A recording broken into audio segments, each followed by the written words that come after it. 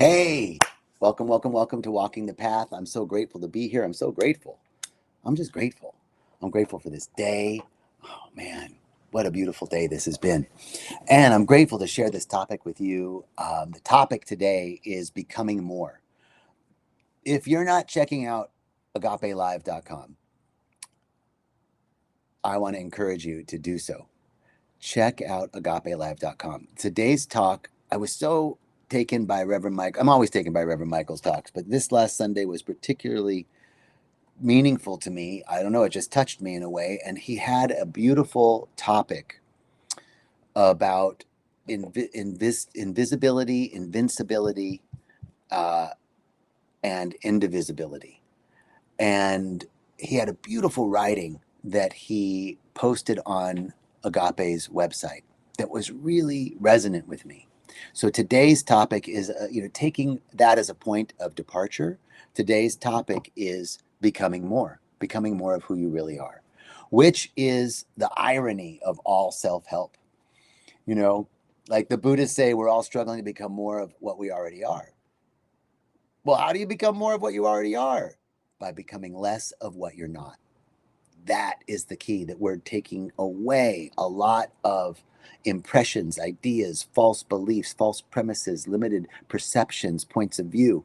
How do we get rid of those things? Or better yet, how do we love them in? How do we accept those parts of ourselves and stop fighting ourselves to become more of who we really are?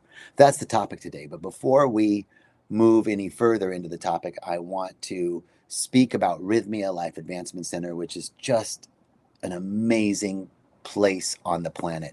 And I've had the great privilege of being there for the last 8 years, almost 8 years. Or I'm starting my 8th year, I guess, is the truth. And I've seen so many changes in Rythmia, but the most changes I've seen are in thousands and thousands of people every week who come to this place and become more of who they really are. So if you're interested in Rythmia and you're on uh, Instagram, go to the website, rythmia.com. If you are on Facebook or YouTube, you can call the number that's on the screen. But I look forward to seeing you at Rythmia. Now, all right. So, this is the holiday season and it's a time of reflection, right? Everything's drawing in, everything's closing in. The earth, the seasons, they're all sort of closing in.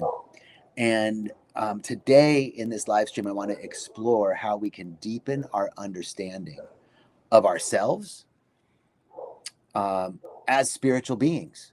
How can we deepen our understanding of ourselves as spiritual beings and embrace the divine potential within us?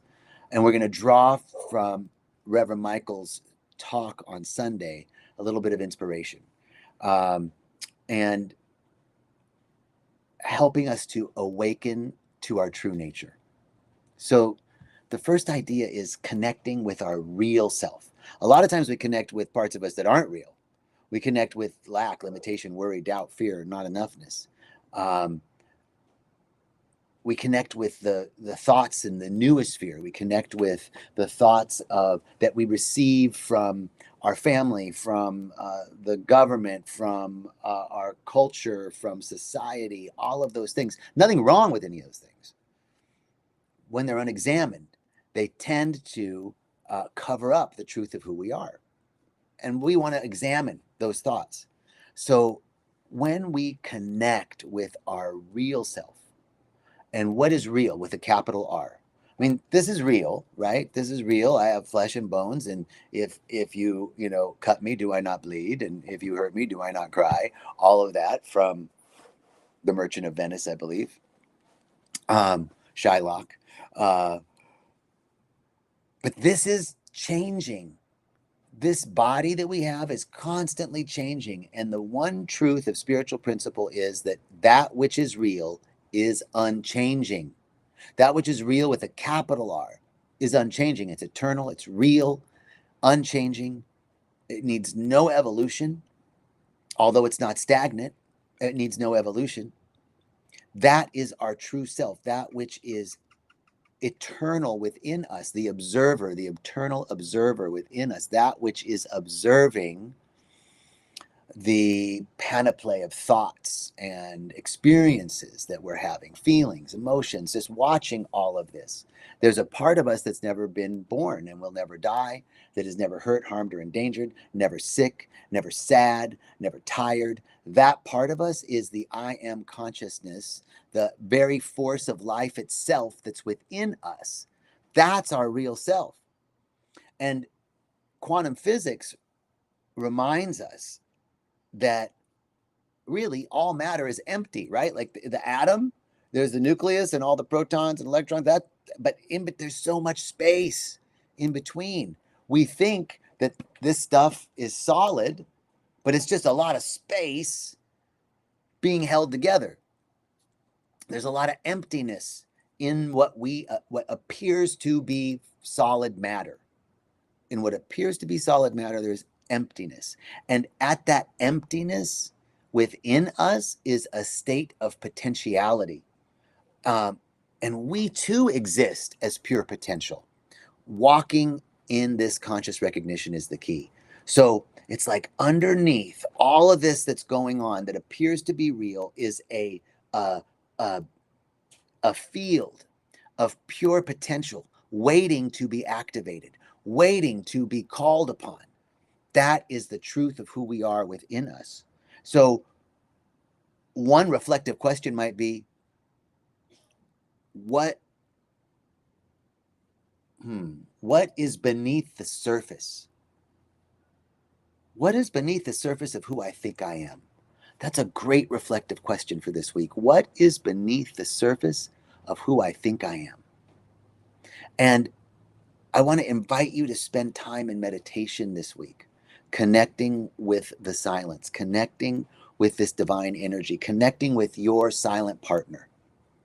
And just ask that question. Now, meditation, if you want to know more about meditation, DM me, and I'll share with you some of the principles and techniques of meditation and how to support yourself in being accountable to meditate on a regular basis. But if you took 5 minutes in the morning and 5 minutes in the evening, started with that, just 5 minutes, no music, no guided meditation, you sit down, prepare your body, and close your eyes and focus on your breath and ask the question, what lies beneath the surface of who I think I am?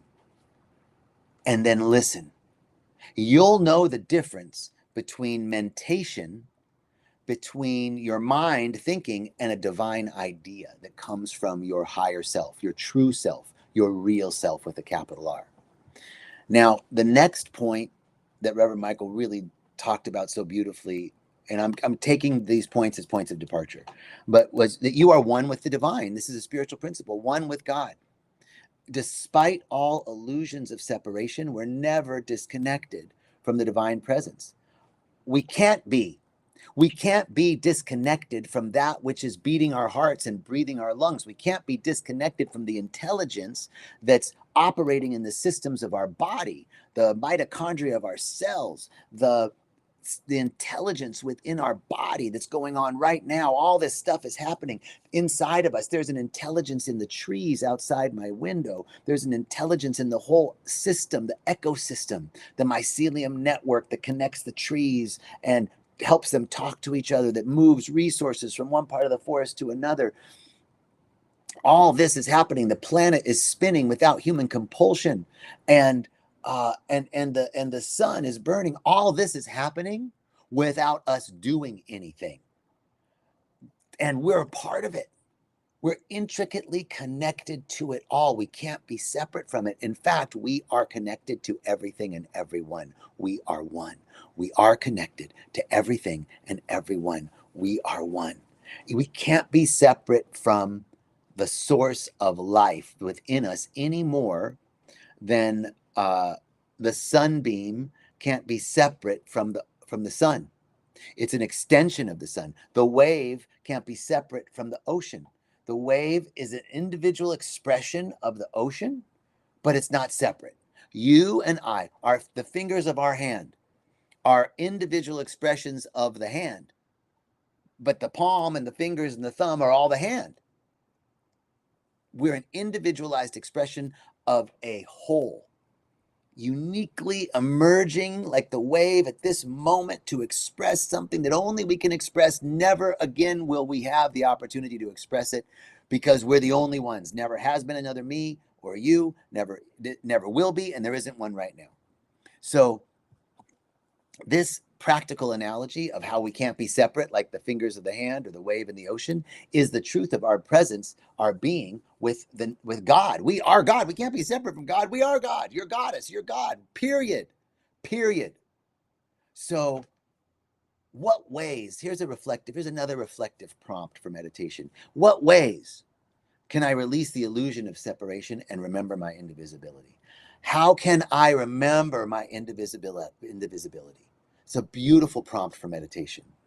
And in this season of celebration, you know, whatever, there's lots of celebrations and lots of different traditions at this time of year. You know, we can use this time of year to really connect with others, to remember our connection. Perhaps set the intention before you go to your next Christmas party. What's your intention for going to this party? What's your intention? My intention is to connect with people, to remember my oneness, to remember my wholeness. Finally, the third point that Reverend Michael brought up was, he called it invincibility. I'm calling it activating our divine potential. This is my point of departure. You know, that each of us, like that field of potentiality that exists under the surface of what appears to be real, we're not limited by our circumstances and conditions. Our spirit and essence is invincible. You know, Reverend Michael used to talk about, you know, your problems you're not facing your problems. Your problems are facing the presence of God within you. Nothing greater than the presence of God. No outside of God. There's only God, not a man in the sky, not a Santa Claus, not a person, but a presence, a consciousness, an intelligence that is everywhere present, expressing itself in infinite varieties, in infinite ways, and is extemporal, outside of time and space, does not partake in the space-time continuum. It expresses itself within this space-time continuum as part of it, but it's outside of it. It doesn't tarry with those things. So this is really the call to embody our Christ consciousness, our Buddha consciousness, our I am consciousness. Christ is not the dude's last name. Christ means a level of awakened awareness, not part of the historical figure. The historical figure, Yeshua ben Yusuf, was a man who saw the face of God and so embodied his oneness with this presence that he could raise the dead, heal the sick, calm the waters, and make many out of few. And guess what? Greater things than these shall ye do. Greater things than these shall ye do. We too, because we have all of that potentiality within us, if we but remembered our oneness with this source, this presence, this power. So a reflective question around this idea might be, what would it feel like to fully step into my divine potential? What would it feel like to fully step into my divine potential? On the Restream platform, some fireworks just went off when I said that. I don't know. I think we're stepping into divine potential. And so we can encourage ourselves now at this time to see our spiritual practices, meditation, prayer, life visioning, community service, all as ways to activate our awareness of our oneness with God and embody our greatness. You are built for greatness. You are built for amazing things. You were made for times like these. You were made for times like these, to be the one that steps forth from the milieu of lack, limitation, worry, doubt, fear, not enoughness, and carries the vibrational frequency that I'm one with all of life, that I'm the creator of my life experience. I'm not a victim to anything. I create what I want. If I'm not loving my life, what am I going to create? I'm invincible. There's something within me that is unstoppable. It's the presence of God. It's the power that has a blade of grass pop through the concrete. Life will find a way, and you are part of life. You will find a way because you are life. What would it look like to be invincible in your life? Hey, Brother Jack, great to see you, man. I love you. I miss you. Okay, so that is our talk for today. That's our talk for today. That's what I got. Came through Reverend Michael's talk. Check out agapelive.com. Check out rythmia.com. Check me out. If you have questions about meditation, send me a direct message, and I'd be happy to answer any questions about this powerful ancient technology. I will see you guys and ladies and gentlemen next week. Same time, same channel. Although we were a little late today, we had some technical difficulties, but everything worked out. Everything's always working together for good.